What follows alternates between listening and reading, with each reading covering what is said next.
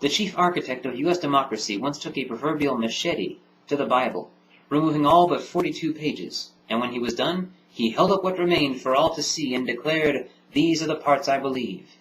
Then he ran for president, and won.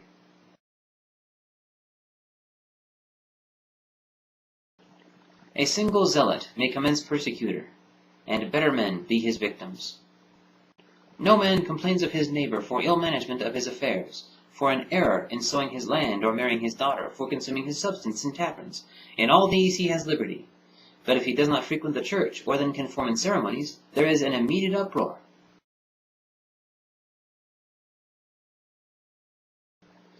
Question with boldness even the existence of a God, because if there be one, he must more approve of the homage of reason than that of blindfolded fear.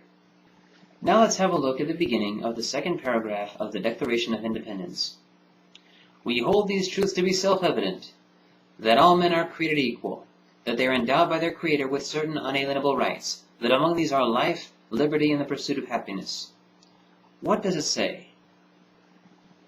Endowed by their Creator. What does it not say? Endowed by God, or endowed by Jesus Christ. If that was in fact what he meant, then why not just say so? Now have a look at the very last paragraph. We therefore, the representatives of the United States of America, in General Congress assembled, appealing to the Supreme Judge of the world for the rectitude of our intentions, do, in the name and by authority of the good people of these colonies, solemnly publish and declare that these united colonies are, and of right ought to be, free and independent states, that they are absolved from any allegiance to the British Crown, and that all political connection between them and the state of Great Britain is and ought to be totally dissolved, and that as free and independent states they have full power to levy war, conclude peace, contract alliances, establish commerce, and to do all other acts and things which independent states may of right do. And for the support of this declaration, with a firm reliance on the protection of divine providence, we mutually pledge to each other our lives, our fortunes, and our sacred honor.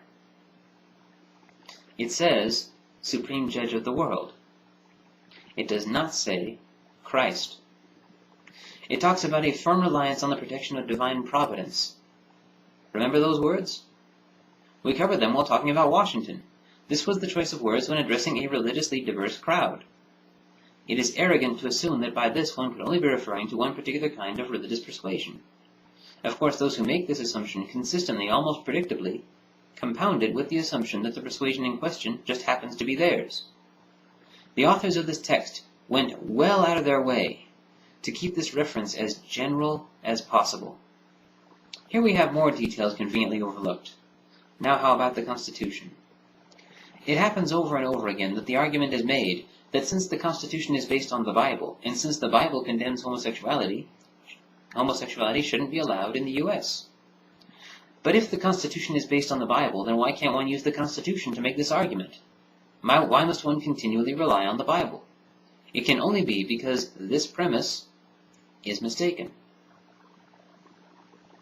Also frequent is the rhetoric about putting God back in the Constitution. When was he there in the first place? How did he happen to be removed? You can't make the case for this act without admitting that the Constitution is, in its current state, godless, and therefore obviously not based on the Bible. Now have a look at the third paragraph of Article 6. The senators and representatives before mentioned, and the members of the several state legislatures, and all executive and judicial officers, both of the United States and of the several states, shall be bound by oath or affirmation to support this Constitution, but no religious test shall ever be required as a qualification to any office or public trust under the United States. No religious test. When considering one for a position of public trust and or authority, one cannot be permitted to give consideration to religious affiliation or identification or lack thereof. And of course, more well known, though still not well known enough if you ask me, is the First Amendment. Congress shall make no law respecting an establishment of religion, or prohibiting the free exercise thereof, or abridging the freedom of speech, or of the press, or the right of the people peaceably to assemble and to petition the government for a redress of grievances. No law respecting an establishment of religion, or prohibiting the free exercise thereof. This part of the First Amendment forbids the Congress from two actions: passing any laws establishing a religion, and passing any laws prohibiting the free exercise of a religion. No laws prohibiting the free exercise of a religion means that, yes, the Christian is free to be Christian, the Jew is free to be Jewish, the Muslim is free to be Muslim, the Mormon, the Buddhist, the Hindu, the Jainist, the Shintoist, etc., etc. But no laws respecting an establishment of religion means that these freedoms do not apply to the federal government or any state, territorial, county, or local governments within the United States. The people, yes, the government, no. Any such attempt is a violation of federal law and has been since the Bill of Rights was signed into law. This is what makes it illegal to post the Ten Commandments on any government property. If you want to post them on your own personal wall, or your dashboard, or your lawn, or your webpage, have at it. If you want to display them on a t-shirt, picket sign, tattoo, knock yourself out. If you want to display them on the grounds of your religious institution, that's between you and the institution. Government property? No. Now wait. Let me qualify this. You see, these commandments are on display in the Supreme Court. But here it's different, and I'll tell you why. Here, right alongside, one finds the Code of Hammurabi, as well as contributions from Solon and Muhammad. This is an exhibit about the history of law. I have no objection whatsoever to this, because this, instead of sending the message that the U.S. is a Christian nation, only sends the message that we are a nation governed by laws. I could go on at length, but I've already gotten kind of off track.